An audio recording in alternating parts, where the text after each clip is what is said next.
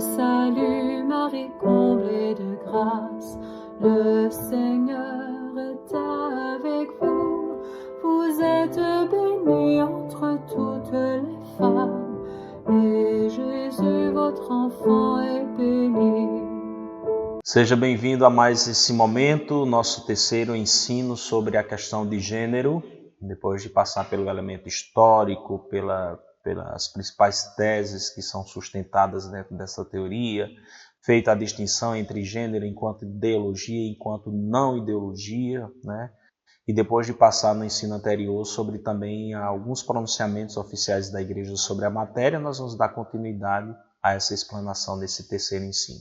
Vamos rezar. Em nome do Pai, do Filho e do Espírito Santo. Amém. Nos consagramos a Ti, Senhor, e nos submetemos ao Teu senhorio. Reina sobre nós. Que toda a nossa vida esteja ordenada em Ti, sustentada em Ti. Todo o nosso ser, tudo o que somos, corpo, espírito, alma, aquilo que é visível, aquilo que está interno a nós, nossa condição de homens e mulheres, nossa vocação dentro da igreja, nossas responsabilidades sociais, de cidadania, nossas necessidades espirituais, como seres espirituais que somos também, tudo isso esteja ordenado, equilibrado, harmonizado. Debaixo do Teu senhorio nós nos colocamos nesse momento. Pedimos, reine sobre nós, que a Tua vontade se cumpra em nós de todos os modos e maneiras. E também nos colocamos debaixo da condução, da maternidade da Virgem Maria, aquela que nós chamamos também de Nossa Senhora. Pedimos também que a Virgem Maria nos conduza, que ela forme o nosso coração de filhos, de cristãos, nos Teus caminhos, Jesus. A ela nós nos confiamos e recorremos, rezando mais uma vez. Sede em meu favor, Virgem soberana, livrai-me do inimigo com o vosso valor. Glória seja ao Pai, ao Filho, ao amor também, que é um só Deus em pessoas três, agora e sempre sem fim. Amém. Nossa Senhora, sede da sabedoria, rogai por nós. Em nome do Pai, do Filho e do Espírito Santo. Amém. Muito bem. Eu começo, antes de partir para a questão do magistério da igreja que se pronuncia sobre a questão do gênero, eu gostaria de fazer indicação também da bibliografia, pelo menos de 3, sobre a temática, que a meu ver são as bibliografias que tratam do tema de maneira coerente, prudente, sem pender para um extremo ou para outro, né, acerca da matéria, que avaliam a coisa de maneira sóbria, coerente, com fundamentação, né, e que põe em relevo a matéria, que se pronuncia sobre a matéria de maneira crítica, mas não desrespeitosa ou não extremista e tudo mais. E essas obras são as seguintes. Eu destaco essa daqui, Sexualidade, Gênero e Desafios Bioéticos, foi organizado por uma médica, inclusive, que eu tive a oportunidade de conhecê-la pessoalmente, doutora Elizabeth Kipman Cerqueira, e tem um capítulo só sobre a questão do gênero, não escrito por ela, mas por um colaborador que ajudou na construção do livro junto com ela. Tem uma visão muito bem equilibrada e coerente sobre o tema. Também de uma outra estudiosa e pesquisadora, Margaret Peters, O Gênero, uma norma política e cultural mundial, ferramenta de discernimento, publicado pela Paulus. Também, a meu ver, é outra estudiosa que aborda a questão de maneira sensata. E esse outro livro, que eu não sei se você que tiver interesse em pesquisar vai encontrar nas livrarias aqui do Brasil. Esse exemplar eu tive a graça de ganhar de um amigo meu, e ele trouxe diretamente de Portugal, do português de Portugal. E a questão gênero, um desafio antropológico. Veja que esses livros que eu citei, nenhum deles eles classificam de cara o gênero como ideologia de gênero. Falam do gênero. É claro que depois eles vão, na explanação, também abordar essa questão da diferenciação entre uma coisa e outra.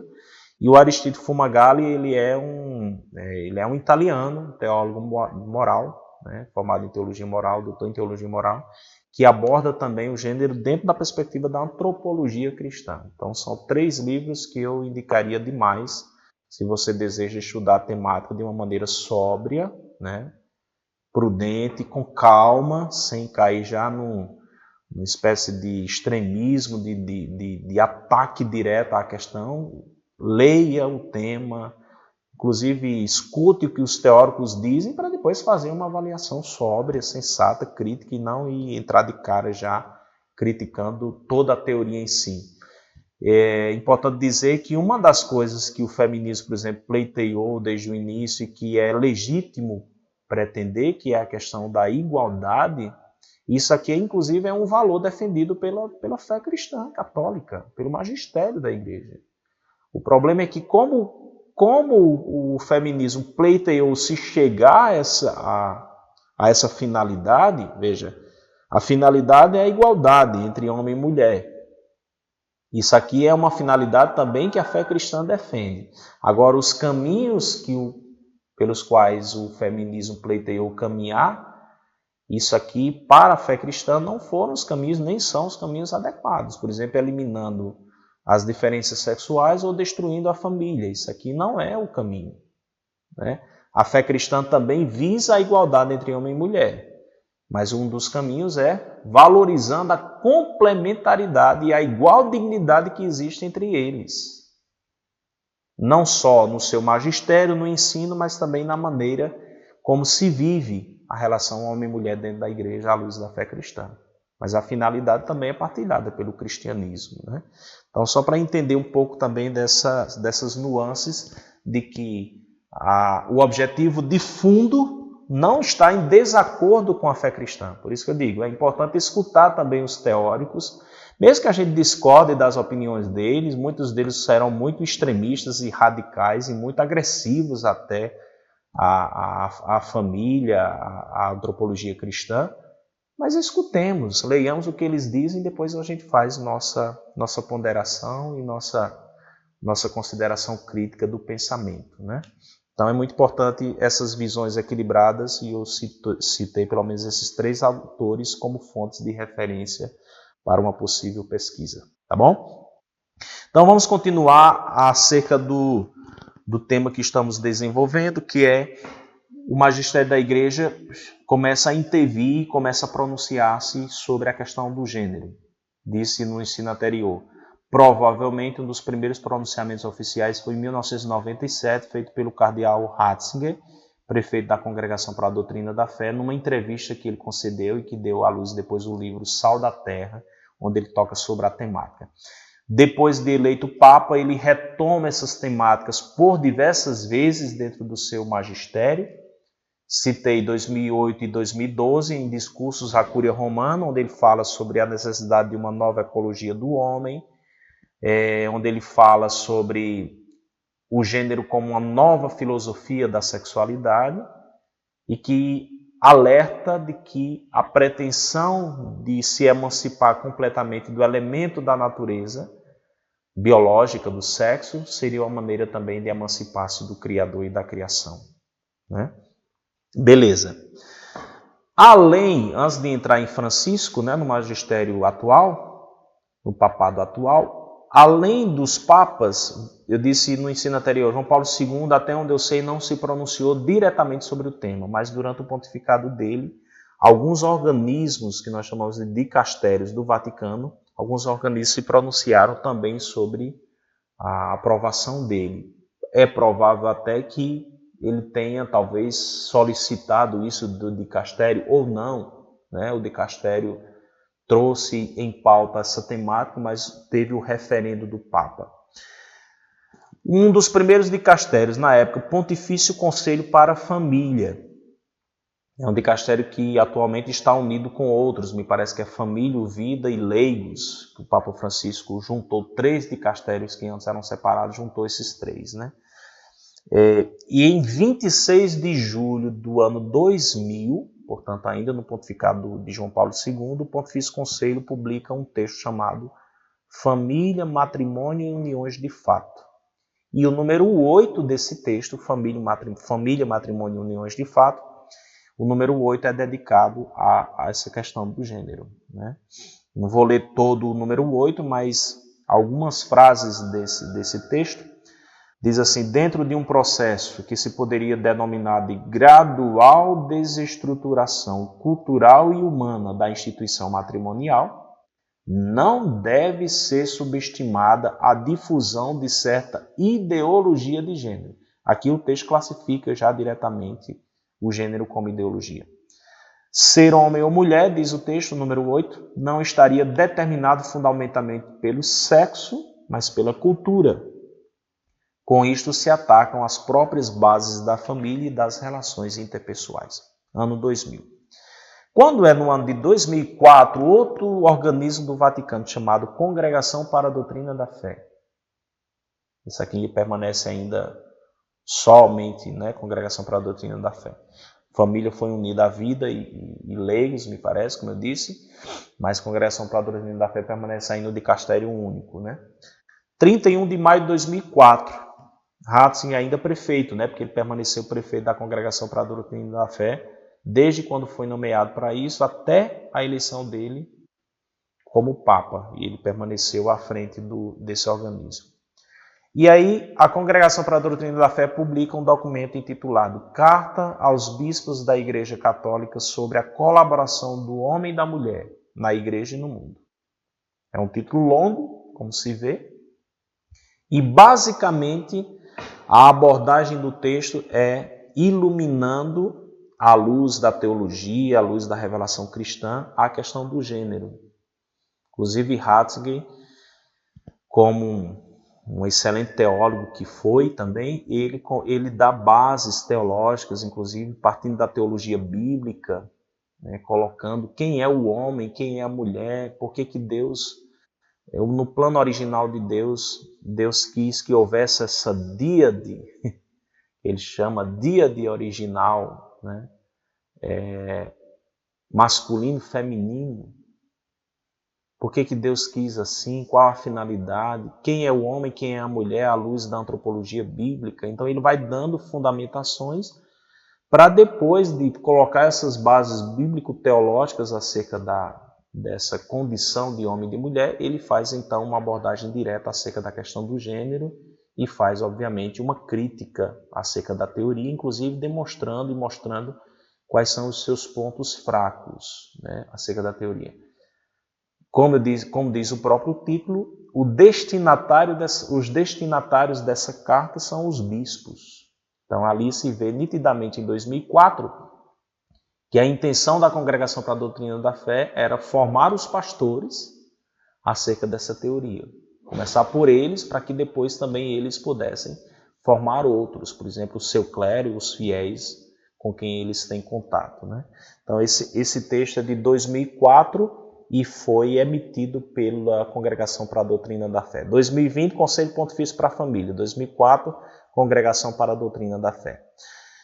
Essa temática será abordada também em outros textos, por exemplo, provavelmente você se lembre da conferência do Episcopado Latino-Americano e do Caribe, a 5ª conferência que se deu em Aparecida, né? E ali também os bispos e os teólogos, quem estava ali reunido e discutindo, também no número 40 há uma referência no texto, o documento de Aparecida número 40, você pode pegar lá, tem um parágrafo também sobre a temática.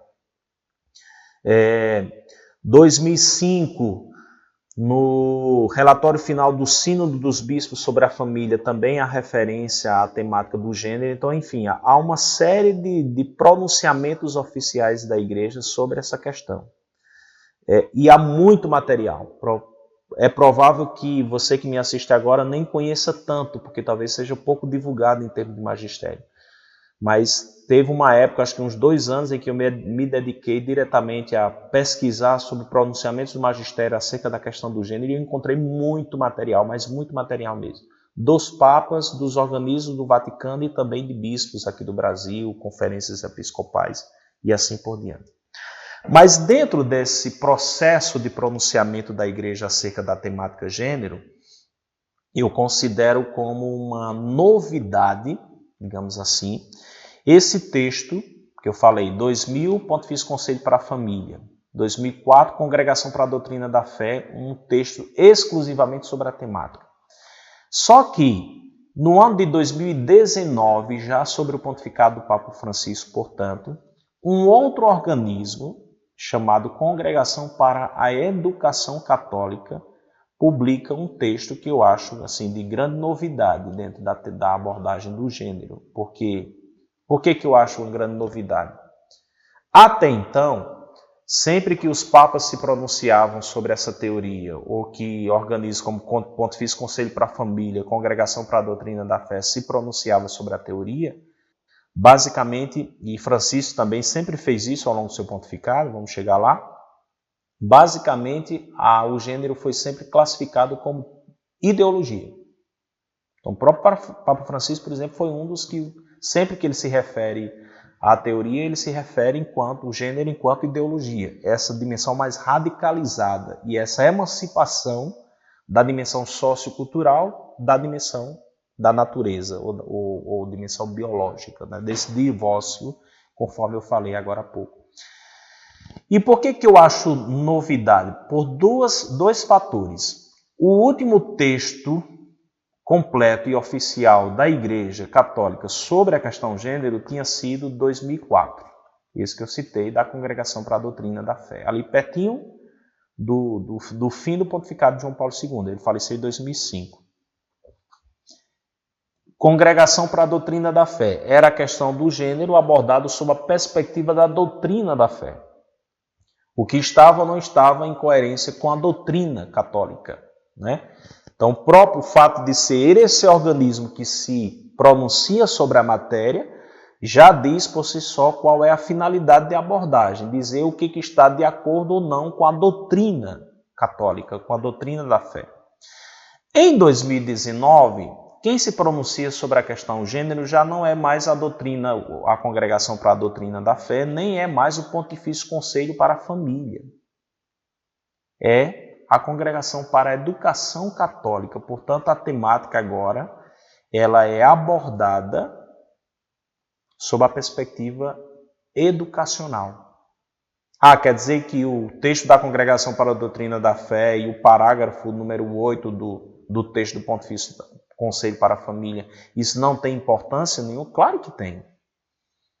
Mas, a meu ver, quando o Vaticano, a Cúria, o Papa discernem, vamos abordar a temática do gênero dessa vez, o organismo que vai se pronunciar vai ser o organismo que trata da educação católica.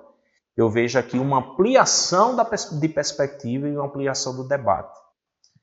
O gênero diz respeito à doutrina, o gênero toca diretamente a questão da família, porque, como eu disse agora há pouco, uma das intenções das teóricas como Simone de Beauvoir é eliminar a família, destruir a estrutura familiar que nós temos hoje, porque ela é geradora de opressão na linguagem deles.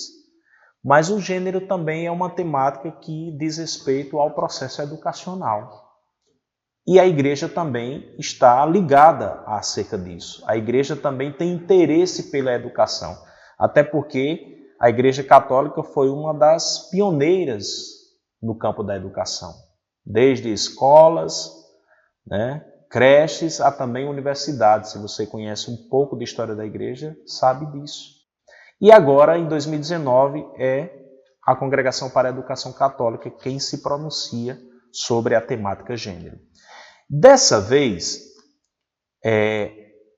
o documento também não traz o termo ideologia de gênero. Homem e mulher os criou para uma via de diálogo sobre a questão do gender na educação. Para uma via de diálogo. Aqui já abre um elemento importante, o fato de que a igreja ela não só critica ou se opõe radicalmente à perspectiva do gênero. Enquanto ideologia, sim. Mas existe ainda uma possibilidade, uma porta onde é possível se estabelecer um diálogo com a teoria do gênero. E o documento é um documento pequeno, não é na publicação aqui das edições da CNBB, um documento de 35 páginas. E nesse documento, a meu ver, acontece primeiro, volto a dizer, uma das novidades, eu disse que eram duas, né? Uma das novidades é o Dicastério para a Educação que trata do tema, não mais Congregação para a Doutrina da Fé ou Pontifício Conselho para a Família, embora também tenha sido importante a abordagem por esses dois organismos. Agora é da educação católica. E a segunda novidade que não está presente, e olha que eu li esses textos integralmente e pacientemente para ir também compreendendo a dinâmica, os pontos de abordagem, a ampliação, como é que isso vai se dando dentro do magistério. No número 6 desse documento da Congregação para a Educação Católica de 2019, Homem e Mulher os criou, falando sobre a dimensão do diálogo, o número 6 que eu acho um dos mais interessantes, porque traz essa novidade, que o gênero ele não só é criticado pelo magistério enquanto ideologia, mas ele também, o magistério prevê uma possibilidade de diálogo. Como? Diz o seguinte: para empreender a via do diálogo sobre a questão do gênero na educação, é necessário ter presente a diferença. Eu volto a dizer, essa diferenciação eu não encontrei em nenhum texto do magistério que eu li antes desse documento. Não existia, a meu ver. É necessário ter presente a diferença entre a ideologia do gênero e as diversas investigações sobre o gênero realizadas pelas ciências humanas. Entre elas, eu citei, lembra lá no primeiro ensino, a antropologia cultural, ou a sociologia, ou a psicologia social, né? Existem N pesquisadores sérios, coerentes, né? Coerentes em suas pesquisas, em suas abordagens, que se dedicam a investigar sobre o tema, embora não defendam a bandeira do gênero enquanto ideologia e enquanto revolução antropológica, usando o termo de Bento XVI, como se supõe das teóricas de gênero, dos teóricos que envolvem homens também, dentro do movimento, especialmente do feminismo de gênero. Existem investigações sobre o tema. E o documento diz que é necessário ter presente essa diferença. Uma coisa é a ideologia, outra coisa são as investigações sobre o gênero realizadas pelas ciências humanas. No mesmo número 6, o documento continua. Enquanto a ideologia pretende, como afirma o Papa Francisco, impor-se como pensamento único que determina até mesmo a educação das crianças, e cita Amoris Laetitia número 56, e portanto exclui o encontro, não faltam investigações sobre o gênero que procuram aprofundar adequadamente o modo em que se vive nas diversas culturas a diferença sexual entre homem e mulher. E conclui, é em relação a essas investigações que é possível abrir-se a escuta, a análise e a proposta. Então eu considero o número 6 como um dos mais fantásticos do documento, nesse sentido, porque, volto a dizer, a igreja, no seu magistério, abre a possibilidade, pelo menos no campo educacional, de uma discussão, de um diálogo. Por isso que eu disse no ensino anterior, gênero, aqui caberia, do que nós estamos falando? Sobre que perspectiva? Sobre a perspectiva ideológica, como classificou Christina Hoff, ou sob a perspectiva de um estudo sério, sensato, coerente, prudente das ciências humanas acerca deste fenômeno? Se for em relação a esse segundo, beleza, temos uma porta aberta para um diálogo, inclusive com a igreja, inclusive com a antropologia cristã. Isso em nada fere os nossos princípios, a nossa fé, a maneira de entender o homem, a sexualidade, a identidade sexual. Agora, se o gênero é visto sob a perspectiva da bandeira ideológica, de uma anulação da diferença sexual, de uma anulação da complementaridade homem e mulher, de uma anulação da família, aí nesse ponto aqui é quase impossível haver um diálogo, sabe? Mas nesse segundo é possível sim estabelecer um diálogo respeitoso, paciente, com esses estudos no âmbito das ciências humanas do fenômeno do gênero. Por isso que eu acho que o documento de 2019 da Congregação para a Doutrina Católica sobre esse tema, ele é um documento, a meu ver, completamente revolucionário, novo, acerca das perspectivas com que o magistério vinha abordando a temática até então, certo? Isso aqui a nível de Santa Sé, de Cúria Romana, né? Congregação para a Educação Católica. É um texto, obviamente, aprovado também pelo Papa Francisco, foi publicado em 2019. E depois aqui no Brasil, que é um texto também que eu acho muito, muito sensato, muito sóbrio acerca da temática. A primeira edição é de 2018, portanto, em tese, esse teria sido primeiro do que esse, que é um texto publicado pela CNBB, também com o mesmo título, Homem e Mulher os Criou, sendo que o subtítulo é A Identidade de Gênero na Antropologia Cristã, Orientações Pastorais. Inclusive, eu conheço pessoas que participaram do processo de redação desse documento. Também nesse texto nós temos uma abordagem muito sóbria, muito coerente da questão do gênero, aponta para os seus pontos frágeis, em termos de perspectiva enquanto teoria, e ilumina também os pastores, os cristãos, como se posicionar frente a essa teoria. Por exemplo, iluminando acerca de como é que nós devemos proceder acerca de uma discussão, com bases filosóficas, por exemplo, como é que a pastoral da educação deve se pôr diante dessa questão, como é que nós podemos formar os nossos jovens acerca dessa teoria de maneira coerente, né, prudente, acerca disso, para proceder a um discernimento, porque não tem como a gente nessa matéria colocar nossos filhos, nossos jovens dentro de uma bolha e achar que eles não vão ser atingidos por essa teoria. De uma maneira ou de outra eles vão ser atingidos, influenciados, mas aí cabe o desafio da educação e de oferecer elementos, pelo menos para um discernimento, uma visão diferente que confronte com essa teoria, pelo menos para dar ao jovem novos elementos de consideração e de discernimento, né? Então, esse texto do Vaticano, Homem e Mulher os Criou, Congregação para a Doutrina da Fé, e esse da CNBB, também Homem e Mulher os Criou, eu considero também como duas referências a nível de magistério, duas referências de consulta e de estudo muito, muito bem fundamentadas, muito bem elaboradas, que podem ajudar você também a uma compreensão mais adequada acerca desse fenômeno. Certo? Então veja, dentro desse documento da Educação Católica, da Congregação para a Educação Católica, abre-se a porta em uma via de diálogo acerca da questão, desde que se faça a diferença entre o que estamos falando do gênero enquanto ideologia ou de gênero enquanto objeto de estudo das ciências humanas e sociais. Né? Pesquisadores sérios que lidam com essa questão, inclusive no campo teológico mesmo, de pessoas que se pronunciam acerca dessa matéria. Então essa diferenciação é fundamental.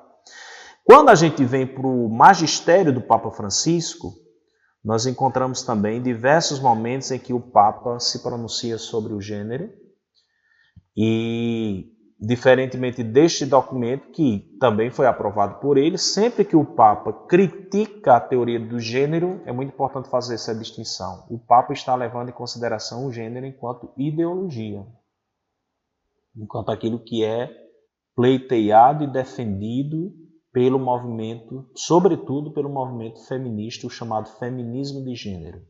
Né?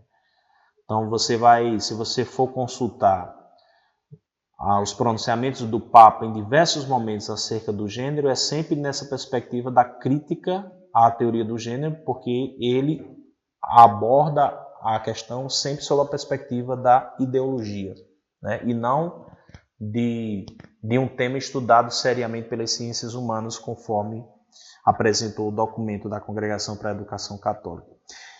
E existe um termo que praticamente se tornou o termo que resume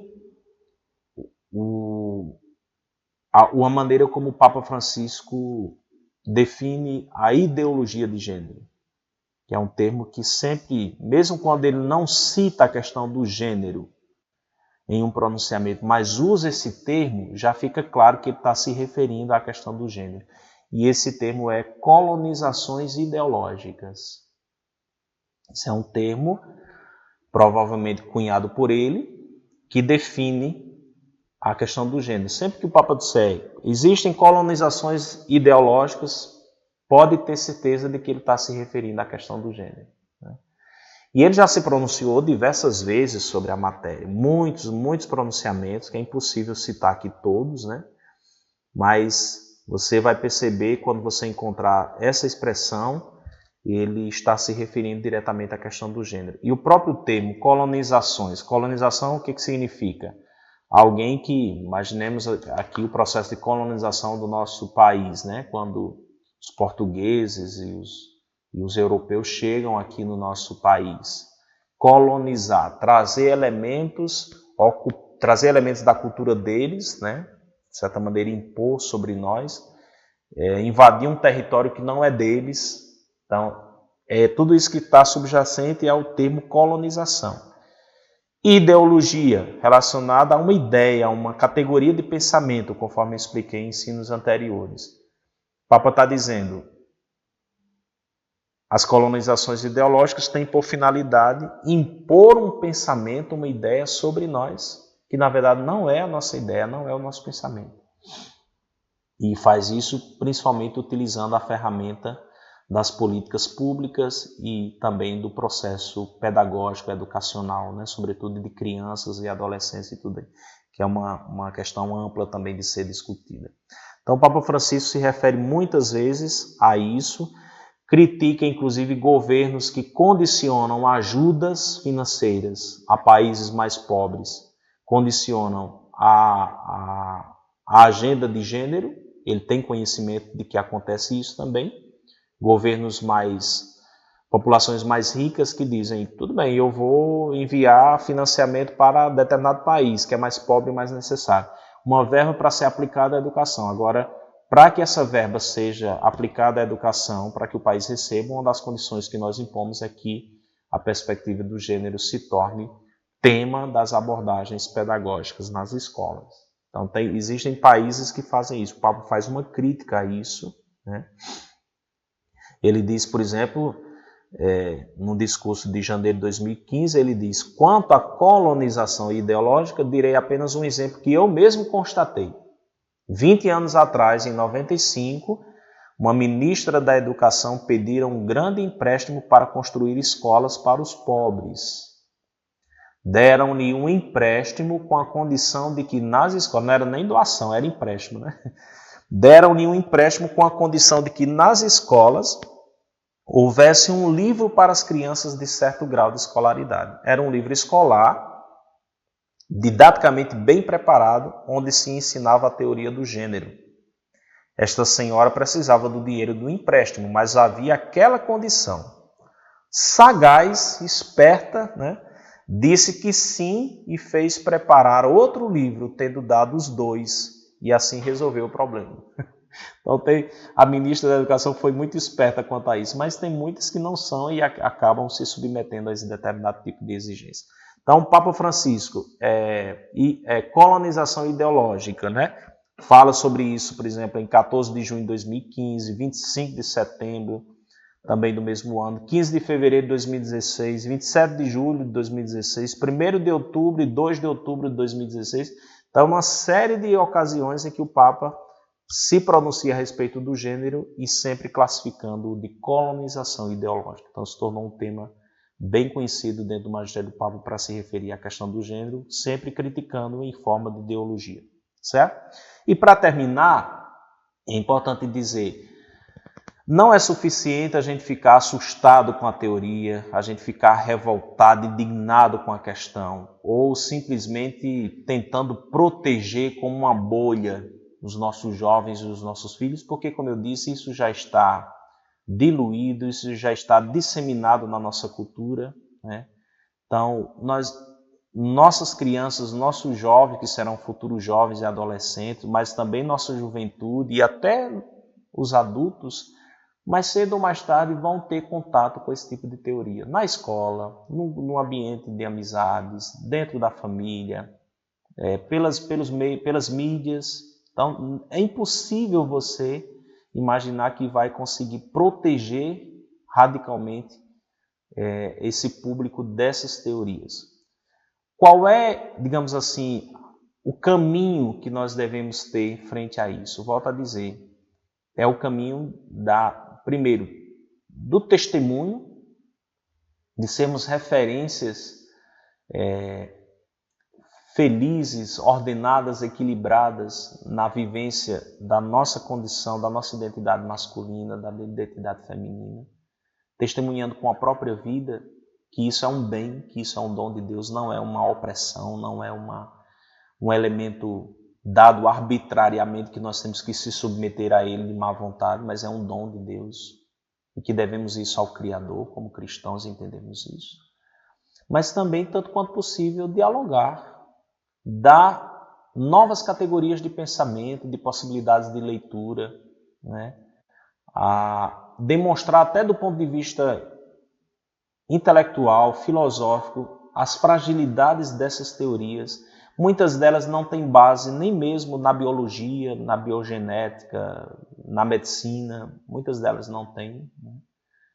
E dar novos elementos para que as pessoas que estão crescendo e se desenvolvendo dentro dessa cultura e dessa teoria, elas tenham pelo menos critério para proceder a um exame, a um discernimento, e não fique somente com uma versão única acerca do que é o corpo, do que é a sexualidade e do que é a identidade sexual. É justo, é legítimo que elas tenham também contato com uma nova visão, especialmente aquela que é oferecida pela fé cristã, pela antropologia cristã, pela doutrina da igreja. Então, primeiro que tudo, é importante você escutar tudo isso para se formar também nesse ponto, mas que a tua compreensão acerca dessa temática, como eu disse no início, ampla, complexa, sensível, que tem causado debates muito calorosos, né? Tanto de pós como de contras. É importante que você se forme não somente a partir desse ensino, mas busque também conteúdo, fontes de referência, como as que eu citei e outras também que estão disponíveis, mas também que você ajude também a disseminar esse tipo de conhecimento para outras pessoas. Né? Você que é pai e mãe, converse com seus filhos em algum momento sobre essa teoria. Né? Fale delas, porque, volto a dizer, mais cedo ou mais tarde eles vão ter contato com isso. Então é preferível, você que é catequista, você que é professor, enfim, você que é formador de opinião e tudo, lance, por exemplo, você que é professor de escolas e que às vezes está obrigado a tratar desse tema no ambiente escolar, traga também essa temática vista sobre outra perspectiva e dê elementos aos seus alunos para confrontar opiniões e não ficar com uma visão única acerca da teoria do gênero, somente sob a perspectiva do movimento feminista radical, somente sob a perspectiva da ideologia. Dê elementos também para que a pessoa reflita e chegue a um discernimento.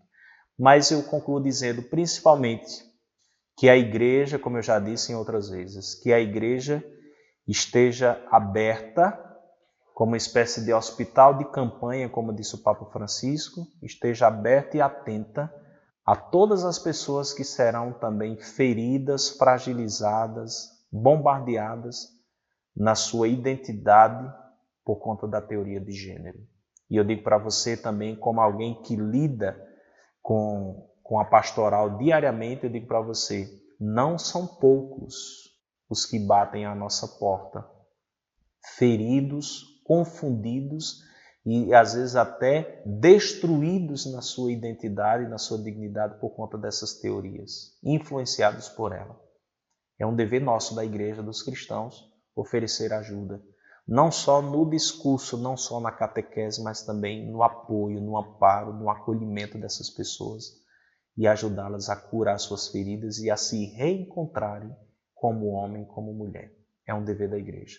Então, podemos criticar a teoria, sim, principalmente se está em desconformidade com a nossa doutrina, com a nossa fé, podemos, é um direito que temos, o direito de se pronunciar quanto a isso. Não querendo impor também essa visão a quem quer que seja, mas devemos nos pronunciar e dizer, não concordamos com isso, por isso, por isso, por isso. Mas, sobretudo, estarmos abertos a oferecer ajuda a quem está sendo e será vítima dessa teoria e muitas vezes destruída ou confundidas, assoladas na sua identidade de homem e de mulher. É um dever da igreja oferecer ajuda e contribuir com o crescimento e com a cura interior dessas pessoas. Então, espero que essas abordagens desses 3 ensinos tenham dado elementos a mais para você considerar a questão, e as fontes estão aí para pesquisa e ulteriores aprofundamentos.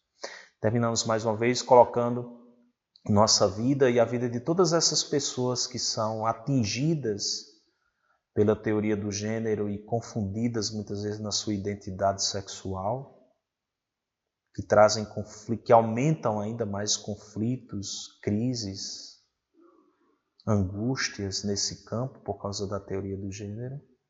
Nós rezamos pelas pessoas que são filhos de Deus, que também são necessitadas da ajuda da igreja, do amparo da igreja, da maternidade da igreja. Que o Senhor tenha piedade, que o Senhor tenha compaixão e que surja cada vez mais, nós pedimos ao Senhor, homens e mulheres que tenham conhecimento, que tenham prudência, caridade e compaixão pastoral para ajudar essas pessoas com o coração de Cristo.